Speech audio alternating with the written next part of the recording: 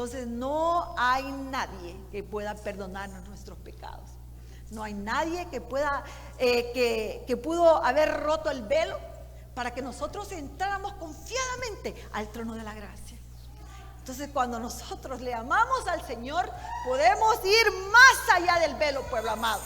Podemos ir con un corazón agradecido, podemos levantar nuestra voz, podemos decirle gracias, Padre, porque tú eres un Dios fiel, amén. Bendito pueblo, usted es un hijo carísimo, comprado, dice la Biblia, a precio de sangre. Así es. Así que Dios les bendiga, amados. Bienvenidos, vamos a recibir esa palabra que Dios ha puesto en el corazón de nuestro pastor. Ven, recibámosla con todo Amén. nuestro Gloria a corazón. Dios. Amén. Dios les bendiga. Dele palmas al Señor con todo su corazón. Dios es bueno, amén. Y para siempre es su misericordia. Bueno, ya gracias al Señor estamos en un día viernes y ansiosos de poder oír la palabra, de adorar su bendito nombre. Pues detrás están nuestros hermanos. Yo no sé si mis hermanos pueden darle palmas al Señor atrás, ahí atrás, o dar un grito de júbilo los que están atrás. Ahí están. Que Dios me los bendiga, hermanos. Mire, les mandamos desde este lado nuestro amor, nuestra admiración también a ustedes. Amén. Yo sé que para estar acá, pues hay que venir temprano. Y algunos hicieron ese esfuerzo para llegar a tiempo y poder llenar este lugar primero, porque eso es la recomendación que nos han dado.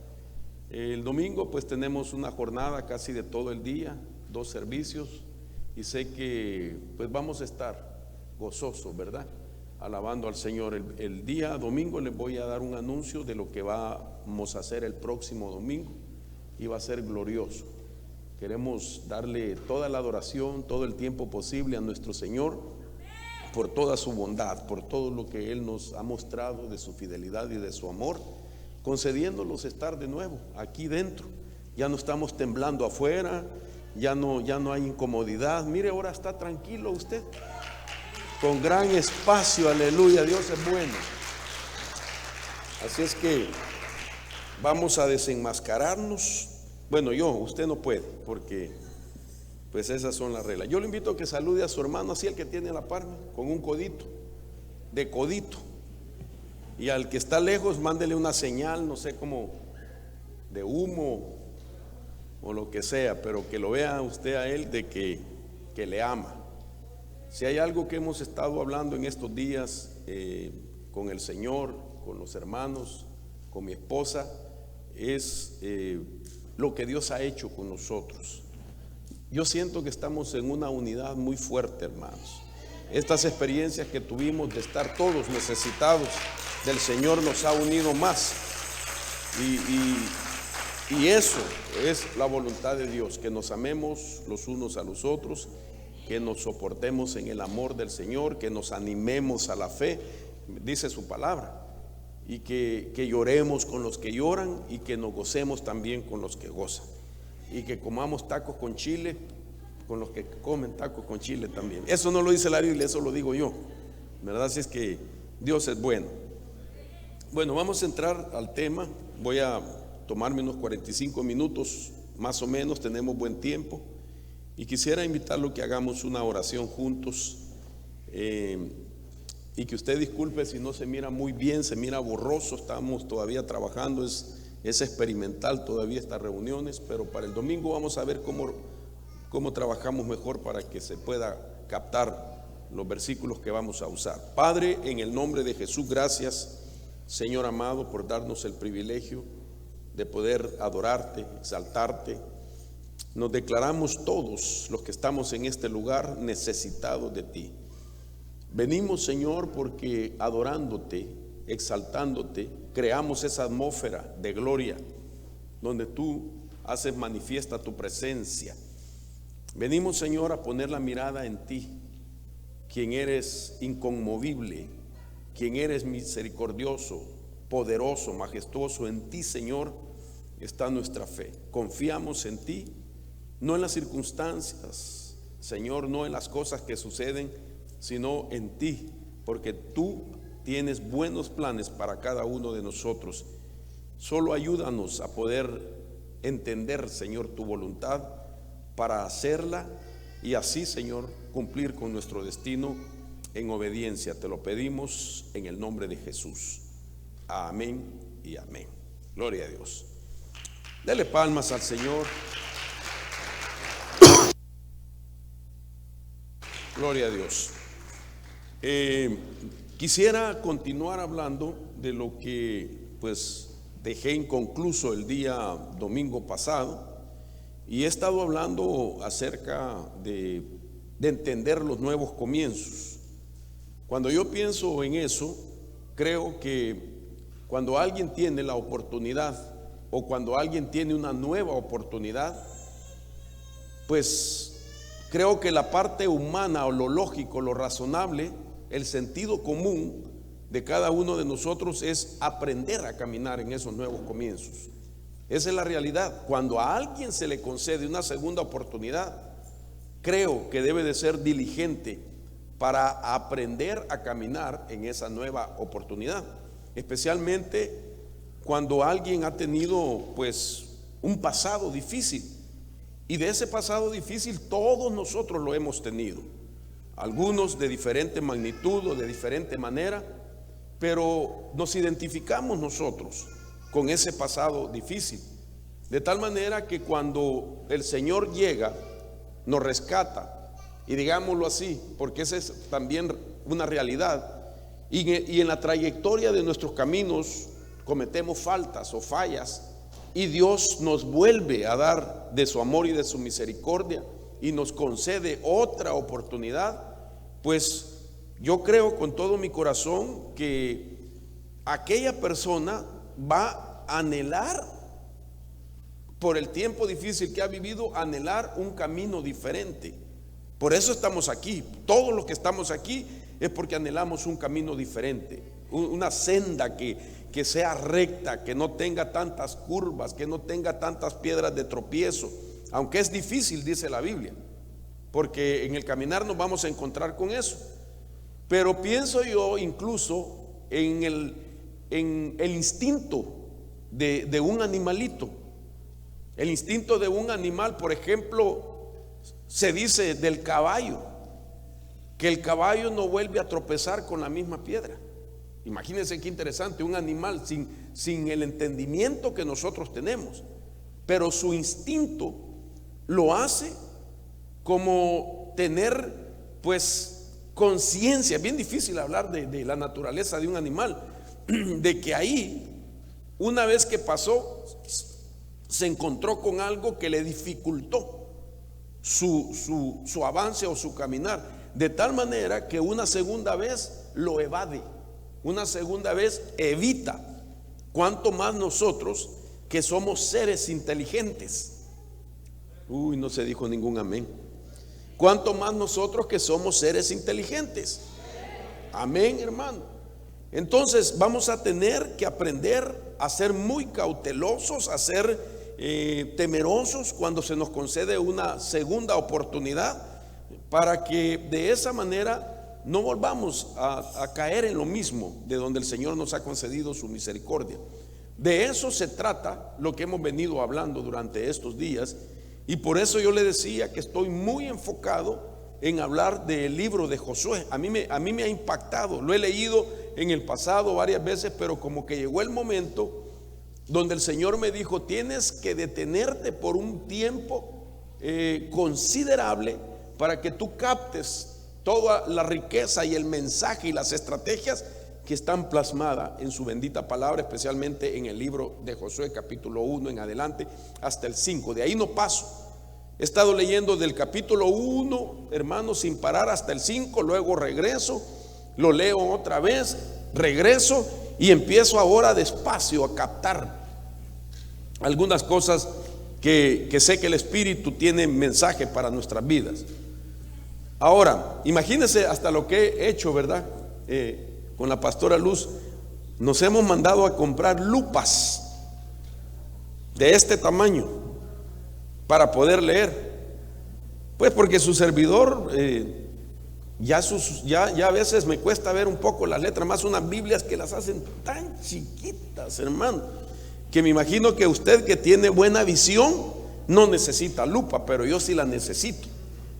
Y no quiero dejar de leer la palabra por razones, hermano, de decadencia física, pues, ¿verdad? Porque en la edad pues se van desgastando algunas cosas.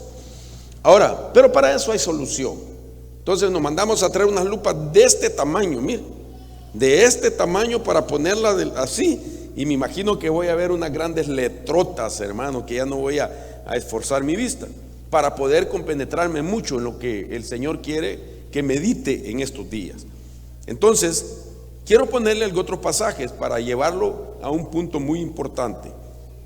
Josué capítulo 1, verso 3, dice el Señor, y me llamó la atención por la profecía que oí.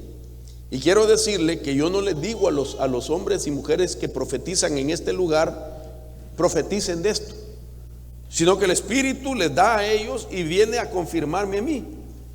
Y palabras casi, hermano, precisas de lo que se dice muchas veces son los versos que el Señor me ha dado para que los leamos. Y entre esos versos está lo que hoy escuchamos a través de la profecía. Y mire lo que dice el verso 3: todo lugar que pise la planta de vuestros pies os he dado. Estamos aquí. Estamos aquí. Estamos en este lugar. Yo no sé lo que va a hacer Dios, pero yo tengo que creer a esto en el nombre poderoso de Jesús. Luego saltamos al 5 y dice: nadie te podrá hacer frente todos los días de tu vida. Así como estuve con Moisés, estaré contigo. No te dejaré ni te abandonaré. Mire qué promesas, hermano. Nosotros no deberíamos de sentirnos atemorizados cuando Dios te habla a ti de una manera especial y a mí, diciendo que Él no te va a abandonar, no te dejaré, no te voy a dejar solo, no voy a permitir que nadie te venza, nadie te podrá hacer frente todos los días de tu vida. Esas son promesas maravillosas que tenemos que llevarlas a lo más profundo de nuestro ser. Y entonces dice el verso 13, me salto al verso 13: recordad la palabra que Moisés, siervo del Señor, os dio diciendo: el Señor vuestro Dios os da reposo y os dará esta tierra. Vuestras mujeres y vuestros pequeños y vuestro ganado permanecerán en la tierra que Moisés os dio al otro lado del Jordán. Pero vosotros, todos los valientes guerreros, ¿cuántos valientes guerreros hay en esta casa? Pasaréis en orden de batalla delante de vuestros hermanos y los ayudaréis. Dice el verso 16 ahora: ellos respondieron a Josué diciendo: haremos todo lo que nos has mandado y a donde quiera que nos envíes, iremos. Como obedecimos en todo a Moisés, así te obedeceremos a ti, con tal que el Señor tu Dios esté contigo como estuvo con Moisés. Mire, realmente a mí me asombra cuando uno lee la palabra del Señor en el momento del Espíritu. Y entonces, entre las cosas que yo veo a esta altura de la historia de Israel, es que aquel pueblo había procesado ya la muerte de aquel tremendo caudillo, hermano, tremendo líder Moisés. Lo había procesado ya de tal manera que le están diciendo el pueblo, le está diciendo ahora a Josué: estaremos contigo, así como estuvimos con Moisés, y a donde quiera que nos envíes, iremos. Como obedecimos en todo a Moisés, así te obedeceremos a ti, con tal que el Señor tu Dios esté contigo como estuvo con Moisés. Claro, ya Josué personalmente tenía la promesa que Dios le había dado, y está escrito de que Dios iba a estar con Josué así como estuvo con Moisés. Entonces aquí ellos no están diciendo algo como que lo están condicionando a él, sino que ellos están diciendo que le van a obedecer y que van a seguirlo, porque saben ahora de que la promesa es de que Dios estaría con Josué. Y entonces esto me llama la atención, porque a esta altura veo que Israel no fue afectado con la idolatría hacia Moisés. Esto es bien importante lo que estamos viendo, hermano, en el libro de Josué, capítulo 1 nada más, de que no tenían ellos una idolatría, a pesar que los había dirigido durante 40 años. Hermano, era ver a Moisés, me imagino que tener a ese hombre de Dios delante de los ojos de cualquier persona, pues inspiraba un gran respeto, una gran admiración. Darle su lugar a ese hombre de Dios porque Dios lo respaldaba. Pero llega el momento cuando Dios tiene ahora la finalización de aquel liderazgo, como he venido hablando, y que ahora le toca a Josué por lo que él también había desarrollado.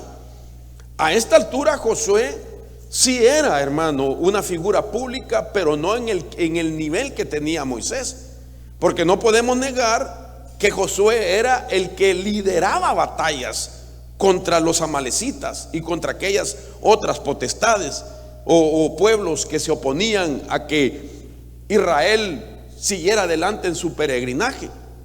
Entonces Israel no fue afectado con la idolatría hacia Moisés.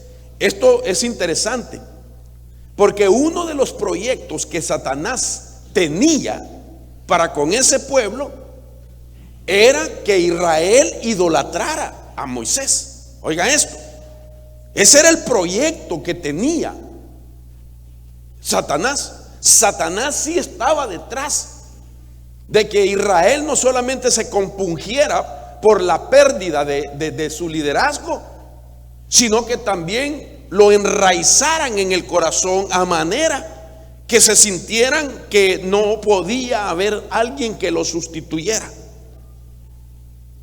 Y note usted que me llama la atención que cuando nosotros vemos en la Biblia y entendemos por el mismo estudio teológico de que el autor de la Torá, los primeros 5 libros de la Biblia, Torá en hebreo, Pentateuco en nuestros medios, fue Moisés.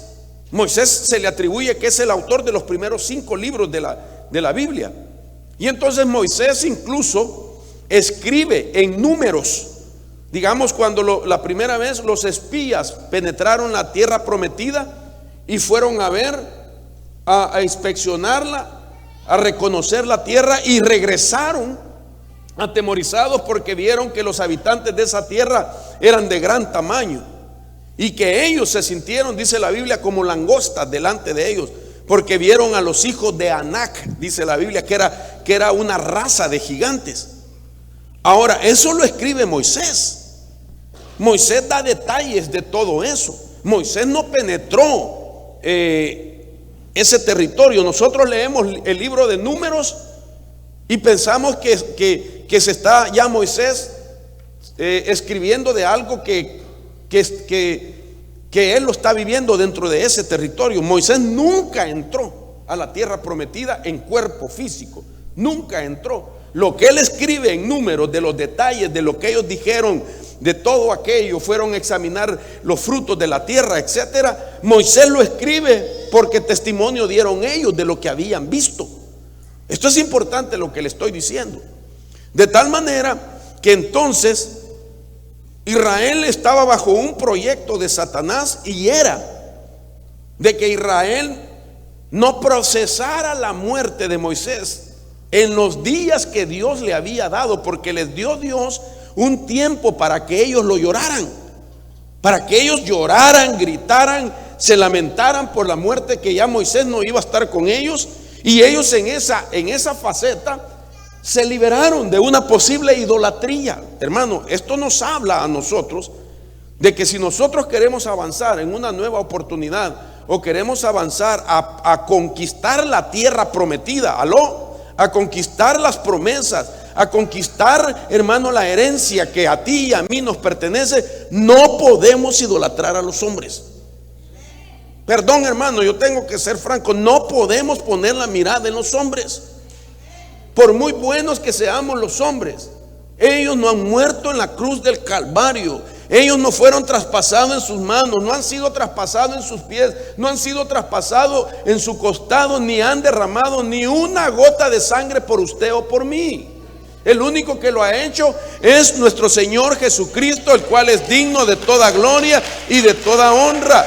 Y en Él sí podemos poner nuestra mirada, porque eso no es idolatría, sino que eso es reverencia al que vive y reina por los siglos de los siglos. Y Él no nos va a fallar, porque escrito está: puesto vuestros ojos en el autor y en el consumador de vuestra fe, nuestro Señor Jesucristo. Lamentablemente es muy fácil caer en idolatría. Y no una idolatría burda, por supuesto, hermano, porque de eso es obvio que usted y yo no nos vamos a inclinar ante imágenes de cera o de madera. Eso es obvio. Pero lamentablemente hay mucho pueblo que se vuelve idólatra de los hombres, se vuelve seguidores de hombres. Y entonces vemos que es muy fácil caer en estos proyectos. Yo veo, hermano, en la palabra del Señor que esa era la intención de Satanás, de que el pueblo levantara en su corazón como una imagen de Moisés. ¿Y sabe por qué tengo razón? Porque en la Biblia está dicho en Judas 1:9. En Judas 1:9 está dicho por uno de los apóstoles de lo que Satanás quería hacer con el cuerpo de Moisés. Entonces sí, Satanás tenía ese proyecto de hacer que el pueblo idolatrara a la persona de Moisés. Entonces, si queremos avanzar, si queremos poseer la promesa, asegurémonos, hermano, que no haya idolatría en nuestra vida. ¿Cuántos dicen amén? Solo 3 dijeron amén. Aunque no me diga amén, yo le tengo que predicar, porque eso es lo que el Señor me ha dicho a mí. Ahora, mire, hermano amado, voy a tomarme un tiempo para explicarle esto y poder llegar al punto que Dios quiere. Por ejemplo, he venido diciendo, este era uno de los proyectos de Satanás. ¿Cuál era el proyecto? Hacer que Israel idolatrara a Moisés. Por esa razón dice Judas en el capítulo único, verso 9, dice, quiero que por favor lo lean, si no se mira muy bien ahí. ¿Lo leen, hermano? No se mira bien, ¿verdad? El domingo arreglamos esto, pero se lo voy a leer. Judas 1:9 dice: pero cuando el arcángel Miguel contendía con el diablo y disputaba acerca del cuerpo de Moisés, no se atrevió a proferir juicio de maldición contra él, sino que dijo: el Señor te reprenda. Mire qué interesante. Esta batalla que dice Judas que tenía el arcángel Miguel contra el diablo era porque el diablo quería tomar el cuerpo muerto de Moisés, oiga lo que le voy a decir, y darle vida. Se podría imaginar qué impacto hubiera sido para el pueblo de Israel que después de lamentarse de la muerte, Satanás hubiera tomado ese cuerpo y le hubiera dado vida. Hermano, hubiera sellado, hubiera puesto Satanás un estigma en el corazón de ese pueblo, y hubiese sido muy difícil sacarlo de aquella idolatría. Ahora, esto lo estoy diciendo con la solvencia de que era posible que Satanás le diera vida a Moisés. Era posible. ¿Y por qué lo digo? Porque en ese momento en el que murió Moisés, y en ese tiempo el diablo tenía poder sobre la muerte. ¿Aló? No está muy convencido usted, ¿verdad? En el tiempo que murió Moisés, el arcángel Miguel tuvo que pelear contra él, porque Satanás en ese tiempo tenía el poder de la muerte. Si tenía el poder de la muerte, podía tomar al cuerpo y podía darle vida, poniéndole un espíritu inmundo. Porque los espíritus inmundos son espíritus de humanos irredentos, que fueron espíritus de otras personalidades que murieron haciendo lo malo, y entonces ese espíritu nunca llegó a la perfección, nunca entró en el camino de la regeneración y puede quedarse vagabundeando en el segundo cielo o habitar en Babilonia según Apocalipsis, que es guarida de todo espíritu inmundo, de toda ave y de todo demonio, dice la Biblia. Ahora, mire lo que dice Hebreos en el capítulo 2, verso 14, para ponerle base de que en ese tiempo Satanás tenía el poder sobre la vida y la muerte, o mejor dicho, el poder sobre la muerte. Corrijo, el poder sobre la muerte. Hebreos 12:14 dice: así que por cuanto los hijos participan de carne y sangre, él igualmente, es decir, Jesús, participó también de lo mismo para anular mediante su muerte el poder de aquel que tenía el poder de la muerte, es decir, el diablo. Oh, por favor, dígame wow. No wow de chucho, ¿verdad? Pero wow, así con W. Wow.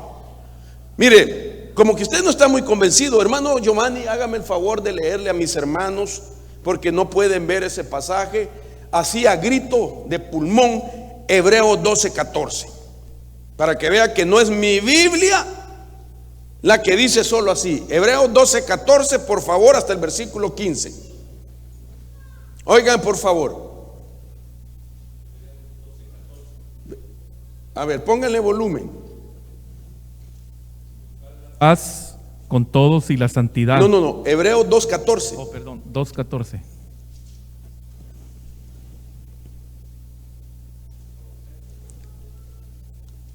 No, Hebreos 2:14. Así que por cuanto los hijos participan de carne y sangre, e igualmente participó también de lo mismo para anular mediante la muerte el poder de aquel que tenía el poder de la muerte, es decir, el diablo.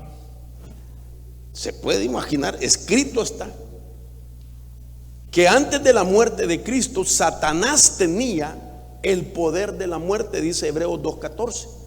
Y por eso Colosenses capítulo 2 verso 14 dice: habiendo cancelado el documento de deuda que consistía en decretos contra nosotros y que nos era adverso, y lo ha quitado de en medio clavándolo en la cruz. Quiere decir que antes él podía hacerlo, y por eso quiso tomar el cuerpo de Moisés, darle vida, para ponerlo, hermano, delante del pueblo de Israel, y que Israel cayera en una idolatría. Entonces, al resultar eso, dice Deuteronomio capítulo 34 verso 5, permítame leerlo, Deuteronomio 34:5, apúntelo por favor, Deuteronomio 34:5, dice: y ahí murió Moisés, siervo del Señor, en la tierra de Moab, conforme a la palabra del Señor. Verso 6: y Dios lo enterró en el valle, en la tierra de Moab, frente a Bet Peor. Pero nadie sabe hasta hoy el lugar de su sepultura. Lo que quiere decir que como el diablo estaba buscando el cuerpo de Moisés, ya sabía que había muerto, quería el cuerpo, lo reclamaba, entonces Dios tuvo que intervenir a manera, hermanos amados, de que lo toma el Señor y él mismo lo entierra en un lugar donde nadie supo dónde lo enterró el Señor a Moisés. Interesante que Dios tuvo que intervenir. Dios tuvo que intervenir para que Satanás no levantara ese cuerpo y no lo pusiera como una imagen idolátrica ante el pueblo de Israel, porque eso les iba entonces a ocasionar, hermano, que aquella promesa se anulara por cuestión de ellos mismos. Por eso dice Apocalipsis 1:18, ahora es diferente, porque ahora el Señor tiene, hermano, las llaves de la muerte, y él, ya Satanás no podría hacerlo. Por eso dice Apocalipsis 1:18, y el que vive y estuvo muerto, y he aquí estoy vivo por los siglos de los siglos, dice el Señor, y tengo las llaves de la muerte y del Hades. Después de la muerte del Señor Jesús, él tomó las llaves de la muerte Y ahora, hermano, ya no lo puede hacer porque Cristo es el que tiene esa autoridad y es el único que lo puede hacer. Bendito sea su nombre. Dele palmas al Señor de la gloria.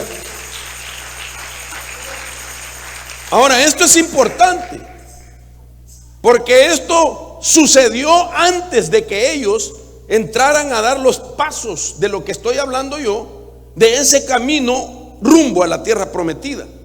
Eso sucedió al otro lado del Jordán, antes que Israel pasara el Jordán. Todo ese evento se dio antes. A Moisés sí lo podemos ver que se menciona en Mateo capítulo 17, verso 1, cuando el Señor Jesús, hermano, experimenta una transfiguración, dice la Biblia en Mateo capítulo 17, del 1 al 5, y ahí dice que se le aparece a un lado Moisés y a un lado Elías. Lo que podemos entender entonces que Moisés se aparece en espíritu, en su espíritu. Era el espíritu de Moisés que había, pues ahora estaba en la tierra prometida, pero en espíritu, pero físicamente no entró Moisés a esa tierra prometida. Ahora, ¿por qué le menciono todo esto, mis hermanos? Porque el diablo es estratégico. Que el Señor lo reprenda. Antes de que Israel pudiera tocar la tierra prometida, el diablo lanza un ataque a aquel pueblo que tiene que ver con la idolatría.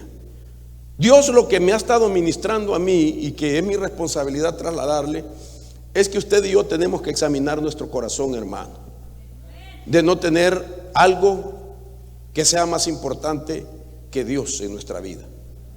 Eso significa, hermano, aún cosas materiales.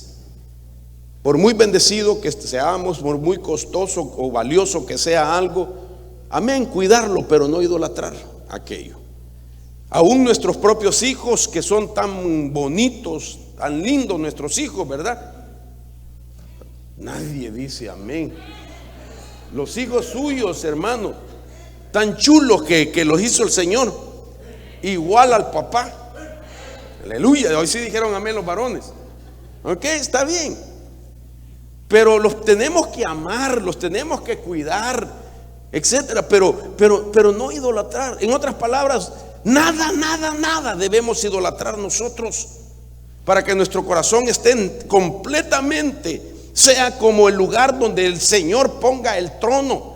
Por eso solo no vale cantar que el corazón es el trono de mi Señor, sino que sea una verdad, que nuestro corazón de verdad esté entregado al Señor, que no haya nada que ocupa un lugar. Mira, hermano, cuando eso sucede, Dios puede decir de ti: me he buscado un hombre conforme a mi corazón, un corazón lleno de su gloria, un corazón lleno de su presencia. Hoy Dios puede decir no, como en aquellos días que encontró a uno conforme al corazón de él, y fue Samuel. Después Dios volvió a decir más tarde: me encontré a un hombre conforme a mi corazón, y habló de David. 2 veces dice en el Antiguo Testamento que Dios encontró a hombres conforme al corazón. Solo 2 en el Antiguo Testamento. Pero hoy en este tiempo final, mire, sin echarle flores a usted pues, pero tengo que decirlo, en llamados a conquistar hay varios hombres y mujeres conforme al corazón del Señor, que han entendido que ese corazón pertenece solo para que el Señor ponga su trono ahí en nosotros. Porque mire, un día viernes estamos acá, pasamos viernes y domingos bajo la lluvia, con frío, hermano amado, con tanto esfuerzo. Bendigo yo a la vida de mi hermano Noel, de su familia, de su esposa también, por todo lo que nos bendijeron trayendo esas ¿cómo se llaman? Carpas, esas carpas, hasta gas propano nos trajeron. ¿Cómo no vamos a bendecir a los hermanos con sus esposas que traían chocolatito? Que la esposa de mi hermana Susi, ¿verdad? Que hacía chocolatito, que nos hacía cositas calientes. ¿Cómo no vamos a bendecir? Y venían no solamente a adorar al Señor, sino también a ser de bendición para todos nosotros, hermanos. Por eso puedo decir, aquí hay gente que se ha esforzado porque ha entendido que seguir al Señor es lo mejor que nos ha pasado. Dele palmas al Señor de la gloria. Entonces, El enemigo lanza ese ataque antes que Israel diera los pasos hacia su promesa. Y entonces hemos hablado ya de uno de estos pasos. El domingo anterior hablamos el significado de cruzar el Jordán. Ya lo cruzamos, pensémoslo así, crucémoslo, hermano, crucémoslo. ¿Y cómo se cruza, hermano Mario? Me lo puede recordar con todo gusto, hermano y hermana.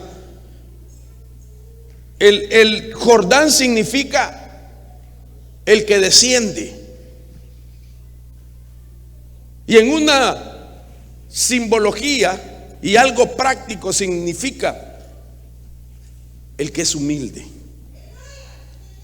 el que desciende por sí mismo, aquel que Dios lo ha bendecido pero no tiene ego, aquel que Dios lo ha bendecido pero no menosprecia a otros hermanos, aquel que es bendecido pero no se jacta por lo que tiene, aquel que es bendecido y bendice a otros. Ese es el que se humilla, ese es el que desciende, y ese es al que el Señor lo mira de cerca. Bendito sea Dios.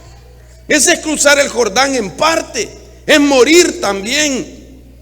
Entonces, pero ahora quiero hablar de la segunda faceta, y espero que Dios me ayude. Voy a 13 minutos. ¿Cómo se ve el tiempo aquí de rápido, hermano?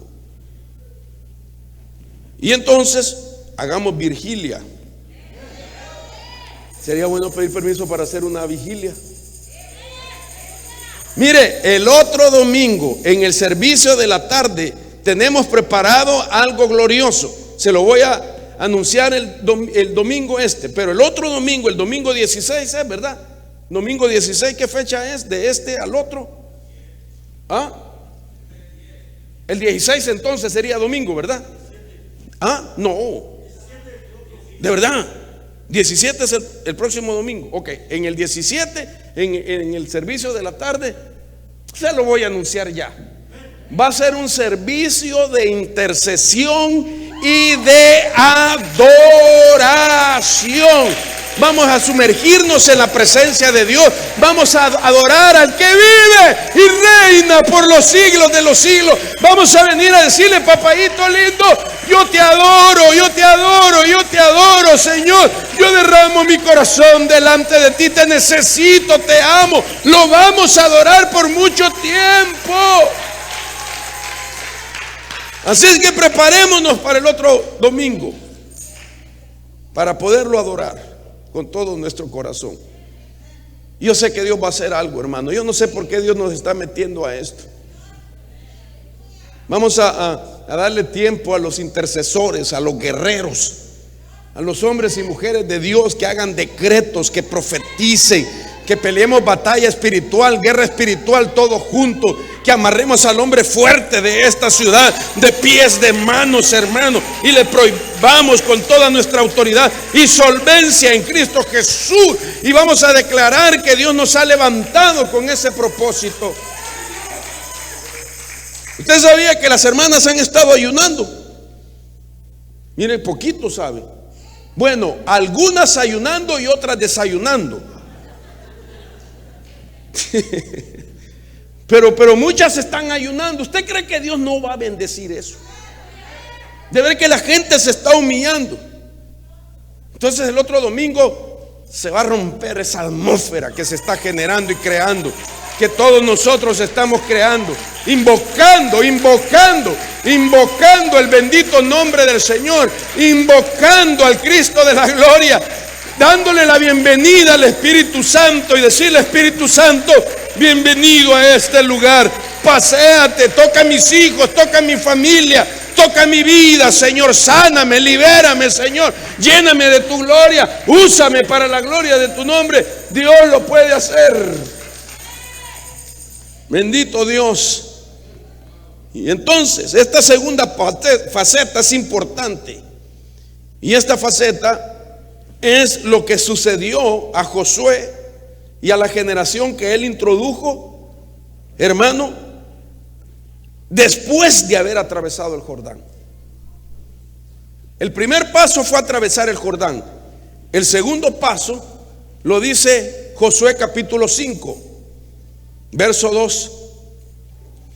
Y en aquel tiempo el Señor dijo a Josué: hazte cuchillos de pedernal y vuelve a circuncidar por segunda vez a los hijos de Israel. Y Josué se hizo cuchillos de pedernal y circuncidó a los hijos de Israel en el collado de Aralot. El verso 7 dice: y a los hijos de ellos que él levantó en su lugar, Josué los circuncidó, pues eran incircuncisos porque no los habían circuncidado en el camino. Ok.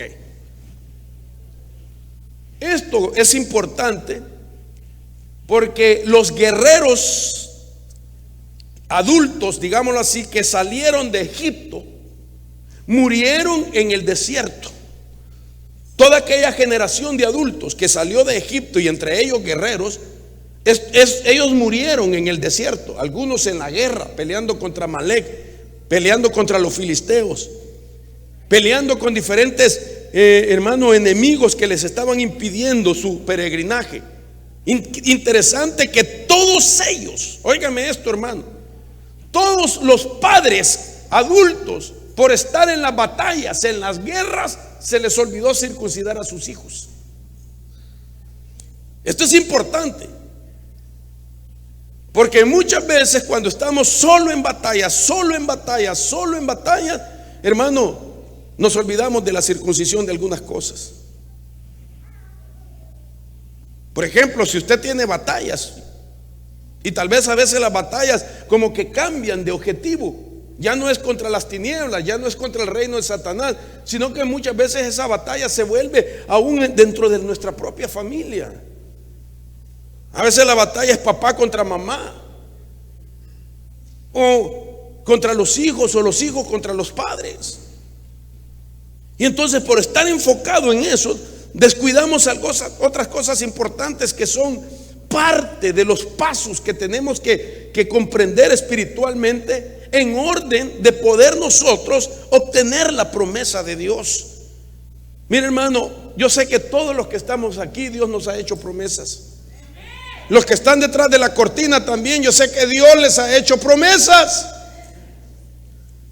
Pero hay promesas que son condicionadas y que no van a llegar a su cumplimiento hasta que usted y yo estemos en las condiciones que Dios establece para recibir esas promesas. Ahora, oiga esto: cuando la Biblia dice que tenían que circuncidarlos por segunda vez, no quiere decir que a la misma gente, porque ya no se puede circuncidar a una persona dos veces. Porque la circuncisión para Israel, pues, era una sola vez para el varón. Y a nadie puede decir lo que se puede volver a circuncidar dos veces. Media vez está ya circuncidado, ya está. Entonces, se refiere al decir el Señor, circuncídalo por segunda vez, a Israel, pero en este caso a la generación que nació en el desierto, y que sus padres, como ya dije, no los circuncidaron por estar enfocados en otra cosa. Ahora, ¿cómo Dios es de misericordioso, hermano? Porque aquí le pongo, aunque esta no era la primera vez que se circuncidaba la nación, sino que era la primera vez para aquellos que habían nacido en el desierto y que nunca se habían circuncidado mientras fueron peregrinos.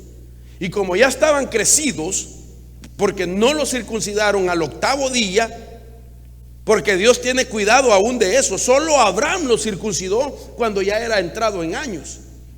Pero siendo, hermano, es decir, tenía que hacerse la circuncisión a los 8 días, porque supuestamente a esos días de haber nacido, el niño, hermano, no queda traumatizado por el dolor y se sana más rápido. En cambio, un hombre ya adulto le toma semanas y hasta meses sanar de su dolor. Naturalmente puede tardar hasta 3 meses sufriendo el dolor de una circuncisión cuando ya se es adulto. Pero entonces Dios les revela y les dice que se circunciden haciendo cuchillos de pedernal. Es decir, que de piedra se hicieran cuchillos y no que hicieran cuchillos de hierro. ¿Por qué? Porque al circuncidarse con piedra, el dolor era menos y sanaban más rápido. En comparación de hacerlo con cuchillos de hierro, tardaba más en sanarse y el dolor era más grande. Y entonces hasta eso el Señor hizo. Y no solamente eso, sino que la Biblia me deja ver a mí de que mientras ellos estaban pasando el dolor, Dios los protegió. Y se cumplió así la primera profecía que Dios le dio a Josué, diciéndolo, que Dios los guardaría, que Dios los protegería, que Dios estaría con ellos. Porque mientras todos los hombres de guerra, jóvenes que crecieron en el desierto, estaban pasando su dolor, según los estudios, me llama la atención, entonces Dios los guardó para que el enemigo no los sorprendiera, porque toda la generación de varones estaba en su dolor, porque habían sido circuncidados, hermano, como requisito para poder avanzar en la promesa de Dios. 3 meses. Interesante. Los estudiosos dicen que cuando Abraham estaba también sentado a la puerta, cuando se presentaron delante de él 2 ángeles, 2 hombres que supuestamente son ángeles, no supuestamente son ángeles, tomaron figura humana y se presentaron y hablaron de lo que está pasando en Sodoma, de Lot y de la promesa que le dieron. Dicen los estudiosos que Abraham estaba pasando su dolor de la circuncisión que se había hecho. Interesante, ¿verdad? Imagínense. Y en esa circuncisión le manda visitación angelical. No sé si me está comprendiendo. Los que se circuncidan mientras están en su proceso de sanidad, Dios los protege. Y no solo los protege, sino que les envía visitación angelical. En la figura de Abraham, que lo visitaron 2 ángeles, y en la figura de la generación de José, que se circuncidó y que sus enemigos no pudieron sorprenderlos porque estaban, hermanos, incapacitados para pelear la batalla, porque estaban atravesando su dolor. Ahora, ¿hacia dónde lo llevo con esto? Me tengo que apurar de que la circuncisión entonces tiene 2 significados y está en la Biblia. El primer significado es que la circuncisión representa la señal de pacto con Dios para los israelitas. Sin embargo, me doy cuenta de que usted y yo sabemos que también tiene otro significado. ¿Me puede ayudar a decirme qué otro significado tiene la circuncisión? ¿Aló? Ninguno me contestó. Hermano, no me diga que usted no lee Biblia. Pregúntele al que tiene a la par: hermano, dime qué otro significado tiene la circuncisión. Pregúntele. Mire a su esposa: hermana, mire, hágame un favor, pregúntele a su marido a ver si sabe. Su marido se supone que él debe saber. Dígale, pregúnteme, brother. ¿No le contestó él? Nos vamos a tener que mandar otra vez al discipulado de corderitos del corazón. Pero muchas veces nosotros pensamos que solamente en el nuevo pacto es que se entiende que la circuncisión es en el corazón. Pero déjeme decirle que no, sino que la circuncisión para Israel, en primer lugar, significaba pues quitar la carne de su órgano viril. Pero también significaba para Israel, según Deuteronomio capítulo 10, 16, dicho así, y esto lo escribió Moisés: circuncidad pues el prepucio de vuestro corazón y no endurezcáis más vuestra cerviz. Entonces, en el Antiguo Testamento Dios dio revelación de 2 significados para qué era la circuncisión. Una era como señal literal de pacto con los varones, y otra era, hermano, también el significado de circuncidar el corazón, de tal manera que para la generación de Josué, que iba en pos de la tierra prometida, significaba las dos cosas.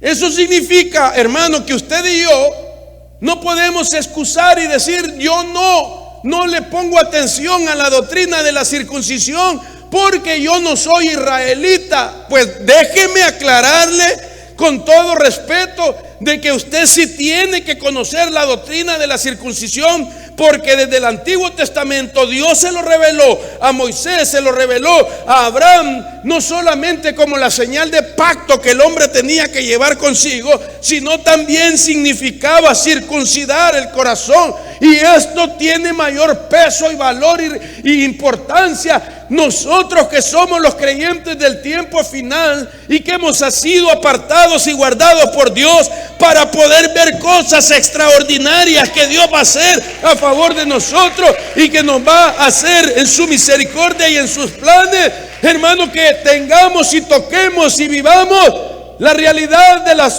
promesas cumplidas. Bendito sea el Señor.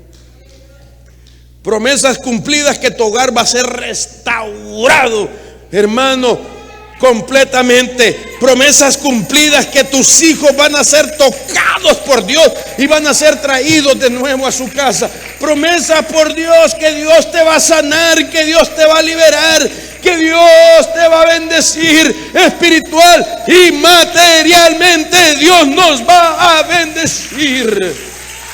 Bendito sea Dios. Entonces, ya terminé.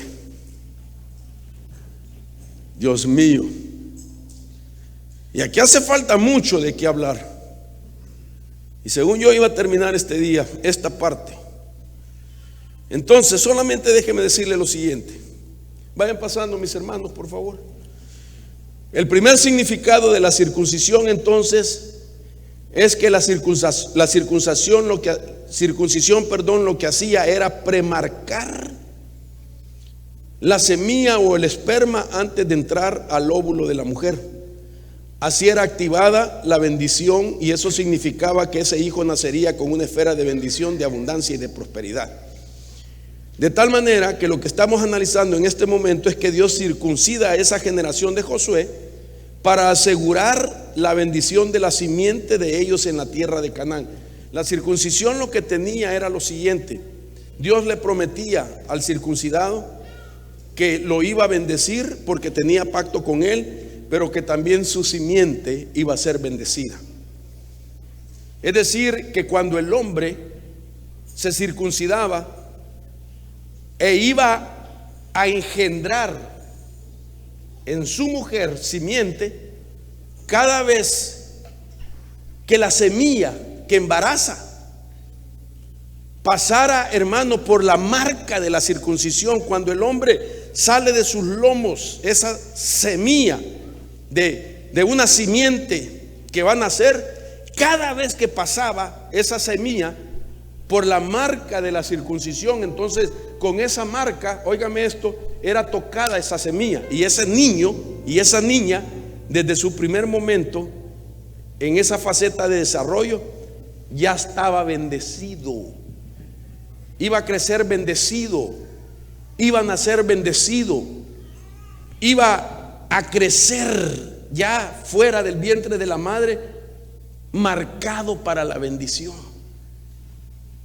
Eso es lo que hace la circuncisión, literalmente hablando. Pero ahora ese mismo principio lo podemos aplicar cuando nos circuncidamos nuestro corazón. Y la Biblia dice lo siguiente que quiero aplicar: de la abundancia del corazón habla la boca. ¿Aló? Quiere decir que un corazón circuncidado, de ahí va a salir la bendición que por tu boca va a ser declarada sobre tus hijos. Porque de la abundancia del corazón habla la boca. Tu corazón, de ahí va a ser marcada las palabras. Y esto puede repercutir como una influencia de Dios sobre nuestra vida. Como quien dice, Dios va a controlar la abundancia de tu corazón y nunca más vas a declarar palabras negativas en contra de tus hijos y de los tuyos. Nunca le vas a decir a tu hijo, hijo malcriado, maleducado, perdón lo que voy a decir, burro, como dicen algunos, no sirves para nada. Nunca lo vas a poder decir. Nunca se lo vas a poder decir a tu hijo si te circuncidas el corazón. Porque Dios va a tomar control de tu corazón y de la abundancia de ahí. No te va a quedar otra cosa más que bendecirlo. Por eso tenemos que circuncidar. El segundo significado de la circuncisión del corazón significa abrirlo a Dios, quitando toda reserva, cubierta o secretos y toda falta de fe de nuestro corazón. Qué interesante que la simiente de Josué, cuando se circuncidó, el siguiente paso era que en la tierra prometida iban a engendrar hijos, y sus hijos iban a ser benditos porque ya estaban circuncidados. Tu mañana y el de tu simiente puede cambiar. Padre, en el nombre de Jesús, Señor, he declarado tu palabra.